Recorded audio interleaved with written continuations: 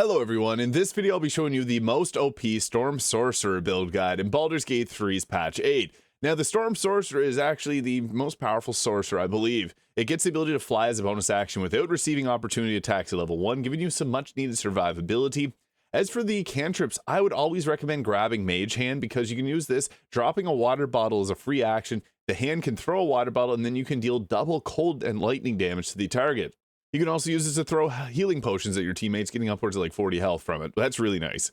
I also have the Shocking Grasp cantrip, which makes the target not able to use reactions. It's kind of similar to not getting opportunity attacks, and this will also advantage on creatures with metal armor. The Bone Chill cantrip makes it so that the target cannot receive healing, which is actually really good against certain fights. And we're going to go with Firebolt because you can explode things with Firebolt, and it's a nice utility spell. Although you can also grab Minor Illusion, or if you're the face of the party, the Friends cantrip is also great too.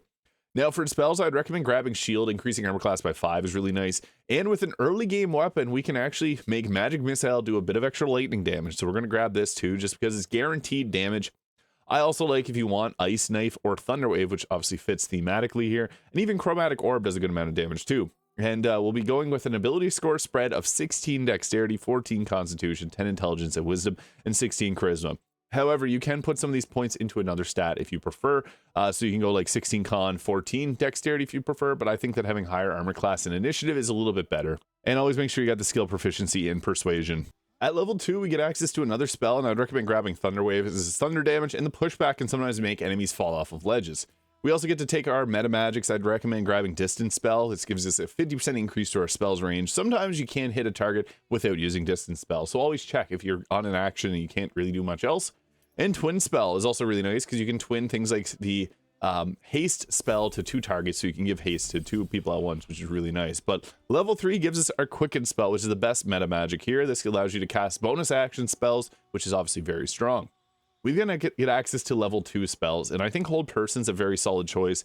Now this is lightning and thunder damage focused, but Scorching Ray with the Spell Sparkler or any other staff, so we'll be getting later in the game, we can actually add lightning damage to this too, which is kind of a cool combination. And there's a piece of gear that I'll be talking about a little bit later on, which benefits greatly from Scorching Ray. So that is another really good option. Now, I love Shadowblade, has no place on this build, so you're not obviously going to go with that. But Shatter can be another one, because it'll do thunder damage, but I don't fully recommend grabbing that. I actually think Scorching Ray or Misty Step are our best choices. And honorable mention to the Mirror Image for the +9 armor class. But again, I'll show you why Scorching Ray is going to be so good. And Booming Blade, obviously, that'd be a fun spell to take too, but doesn't really have a place on our build. You can get a item that gives you a Ray of Frost, the Morning Frost staff in Act 1, which would probably be the best choice early game. This will reduce target's movement speed by 3, so this can be another good option, or Minor Illusion as mentioned.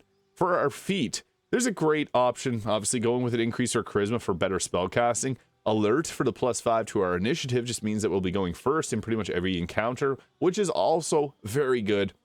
And you can also do dual wielder and use 2 staves or 2 staffs. That's a good choice as well. Warcaster can also give you the reaction Shocking Grasp, which is lightning themed and gives advantage on saving throws to hold concentrations on spells. Also very nice. Spell Sniper 2 can give you the Eldritch Blast and increase critical hit chance, but I think the best choice here is an increase to our charisma or the alert feat. Those would be my top 2. I'm going to go with the charisma increase there just for better spell casting, and especially if you're the face of the party. Level 5 gives us access to our very best damaging option with Lightning Bolt doing an 86 lightning damage. That's pretty big. It's a good choice for hitting multiple targets too, and it's lightning damage, which fits thematically. But next level, we actually get a lot of our subclass features. So we get nice Heart of the Storm. Whenever you cast a level 1 or higher spell that deals lightning or thunder damage, you create a small but local storm. All enemies within 6 meters take 3 lightning or 3 thunder damage, which is your half sorcerer level. We also get the Heart of the Storm resistance, becoming resistance to lightning and thunder damage.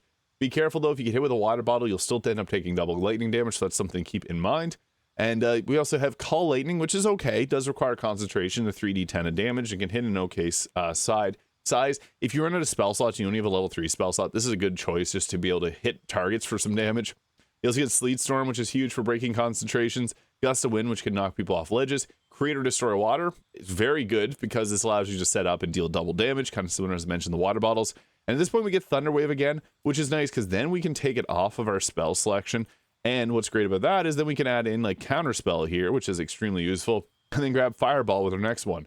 Haste is another great choice because haste we can twin to 2 targets. So that's always something that I'd recommend grabbing too if you prefer. Just depends how your team setup is. Level 7 gives us the Ice Storm spell, which is fits within the Storm Sorcerer. It is literally in the name Ice Storm. So yeah, this does additional cold damage and creates an ice surface for enemies to slip and fall, which is great. It's typically one of the spells we want to open with at the start once we get to this level. Now for our next leveled spell, I'd recommend actually going back and grabbing Haste. Greater invisibility can also be nice. And we're going to grab the Alert feat. I like to take the increase of Charisma, but Alert just means that we're going first. And as a sorcerer with crowd control spells like the Ice Storm there, that's really good. Now, we'll also grab Cone of Cold. I know that's not a lightning damage spell, but we can do cold damage and it's going to be doubled as well. And it gives us some crowd control on top of all of that. So that's a good choice. We also get level 5 spells unlocked. Level 10 gives us another choice in Cantrip. You can go with really your personal preference here. Spells, we got Hold Monster and Insect Plague here for good choices. But you can also drop back and grab Misty Step for the extra bit of survivability. This is a bonus action. Sometimes it's nice to be able to Misty Step. We also have the ability to fly, so this isn't always going to be the best choice. We can also go with the Mirror Image or go back and take the Wall of Fire, greater invisibility, and even Hold Monster being a very effective spell if you don't have someone else that already has it. We'll also go with, you can grab the Careful spell, I guess, here. Subtle spell allows you to cast while silence, which is nice. And yeah, I guess Careful, we'll go with the Careful spell there. Into our level 11 here. This is when we get our best features and abilities. So we get the Storm's Fury. When you're hit with a melee attack, you deal 11 lightning damage to the attacker and possibly push them away. What's nice about this is patch 8 actually fixed this ability. It used to do thunder damage and it said lightning, but it did thunder. That's nice. We also get Chain Lightning. It's obviously a very powerful spell, and I would recommend actually to take off, if there's any spells from this list that you don't find you're using often, like let's say Hold Monster or Haste, for example, we're going to then add in Globe of Invulnerability because this is one of the best spells in the game. It makes you immune to all damage within it, which is really nice. So that can be huge for your overall survivability. And then for our final level, there's actually a few ways we can go about doing this. So we can add in an additional subclass. This does change our spellcasting modifier unless you add in like the Warlock or the Bard. But if we add in the Tempest Domain Cleric, there's a few cool things. So I guess we already got the ability to create water, but you do get that reaction there, which is kind of a choice. We already have our lightning-based reaction. This will give us heavy armor as well. And we also get the Thunder Wave spell, which we already have. And we already have the Creator Destroy Water. So this would be more so if you want to command.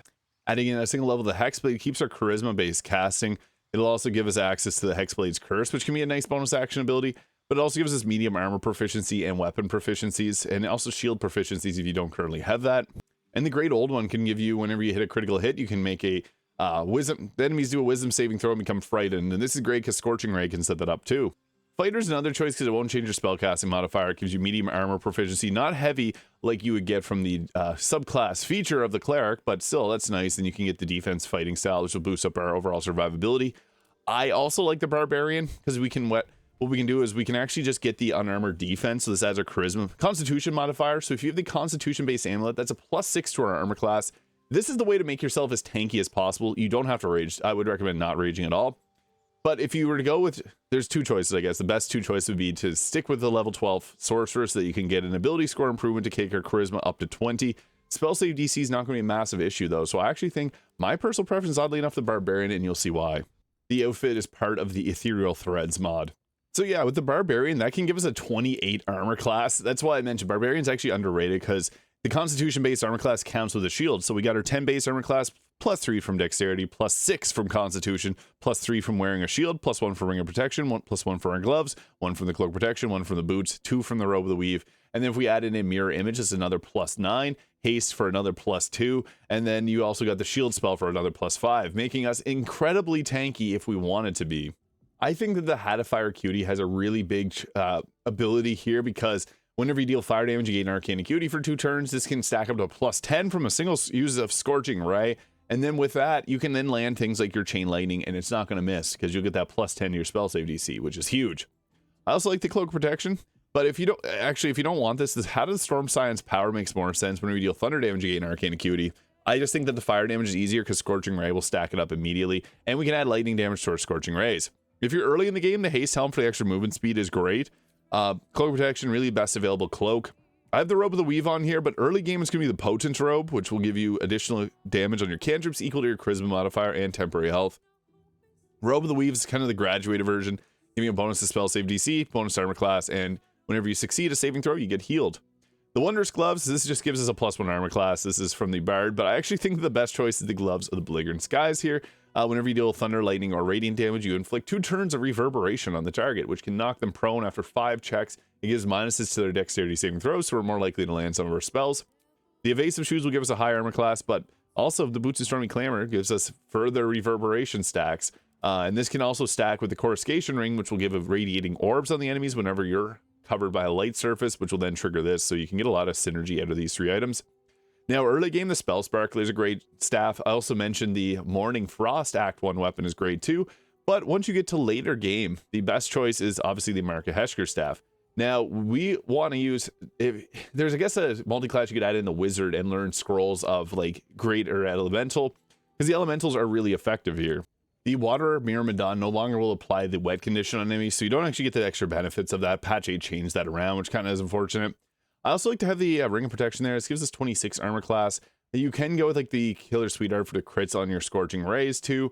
There's a few different rings as well. The Snowburst Ring, if you're using cold damage spells, will create ice surfaces below enemies, make them slip and fall. The Ring of Mental Inhibition, whenever they fail a saving throw against a spell, they get mental fatigue, which means it's more likely to land things like Hold Person, which is really nice. And the Callous Glow Ring will also stack up extra damage against those that are illuminated from our Coruscation Ring there. I also have the Amulet of Greater Health. This will give us a 23 Constitution, so we got 125 health. And then we also get on advantage on Constitution saving throw checks. Again, Marka Heshker, best staff. Always make sure that you use the Kreska's Favor and the Bolts of Doom. This gives you a free chain lightning, but it also gives you lightning charges, and that's where we can actually make our Scorching Rays deal lightning damage from. And then use the best available shield. I got Falconia's Walking Fortress there, and the Hellrider Longbow for that +3 to our initiative. We're always going to be going first. Look at this mythical pull for initiative. I got all 3 of my team members actually in the combat at the same time. This is unheard of, but if you have high initiative, sometimes you can outrank all the others in combat. Now, what we want to do first is, we got Rage here. Don't ever use that.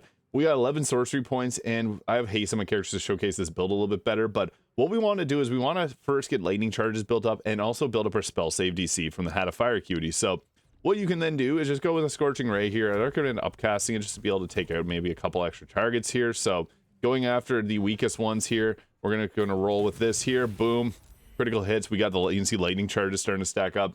But we got Arcane Acuity. We missed one of those, so we only got a +8 from Arcane Acuity instead of +10, which would take our spell save DC up to 28. Huge, huge, huge amounts of damage. Now, one of the tricks that I would recommend always doing is quicken a spell and use a Create or Destroy Water. So this is a bonus action. Create Water here. Find the spot where you're going to get the most bang for your buck. So right there, we'll hit the most targets. And then what we can do is use a Chain Lightning as our action here and go after any wet targets there. And boom, you're going to see them get absolutely deleted like that. That was a lot of damage. It even called in reinforcements because they're so scared. So yeah, you can see they're pretty powerful. And if we didn't use our bonus action, we could fly away too. Shield spell showing its worth. The very first, if you can use a shield spell before even getting like at the first initiative here, this means that you have it for the rest of your turn. So that boosts our armor class. We got 33. If we had the mirror image on, that would make our armor class 42. You're not getting hit very often with that. And another turn where our best move is probably the Create or Destroy Water. We can actually spread the electrical surfaces. You could also do an Ice Storm to create frozen terrain, which would be a nice choice too. But if you want to one-shot everybody, that'd be the way. Create Water, first action here, so you can go ahead. And sometimes you can actually upcast this, but we're able to get multiple targets here. So we're going to go ahead with this Create Water here. And that could be nice to bait out any type of counter spell. And we can have 4 targets here with our Chain Lightning. So boom, 78, 64, 64. Yeah. We took out every single one of them. So that's the beautiful thing about Create or Destroy Water. It does a lot of damage. Now, we also have a Quicken spell. That's a beauty thing. If you got Haste plus Quicken spell, it's 3 spells per turn, which is crazy. And then we can also use our Meta Magic and then use a free cast and get ourselves another free Chain Lightning. So this target here is wet. We're going to attack him. And boom, that took out 3 targets and applied Radiating Orbs to another. Yeah, the Storm Sorcerer is pretty nuts. And we also have Counter Spell anytime we get commanded, so that will keep us safe. Now, the best move here would probably be another Chain Lightning, but I want to show off one nice thing about using a Thunder-based spell. We electrocute ourselves, that's fine. Thunder Wave! The pushback is really fun. Sometimes you can get lucky with this. Yeah, you see there, push them off the edge, and then we use our Fly to get back safely. Ice Storm, again, I didn't show it in this video, but it's going to be one of our best choice options because the damage output, actually, let's do it right now because Sleet Storm 2 is another good option, but Ice Storm does damage versus Sleet Storm just breaking concentrations. We can see that you can make a huge surface out of ice. Don't run if you're currently, you know, on an ice surface. That's not the best thing to do. They decided they wanted to fight us, so we're just going to do our old-fashioned combo. The Creator Destroy Water to set up that wet status, and then Chain Lightning to finish them off. We still have our Arcane Acuity. Yeah, this finishes off 4 enemies really fast. There's not really many other builds in the game that outpower a Chain Lightning from Create Water, so Storm Sorcerer, one of the strongest in the game. Let me know your thoughts in the comments. Hit the subscribe button below if you haven't already. I hope you have a great day, and we'll catch y'all in the next video.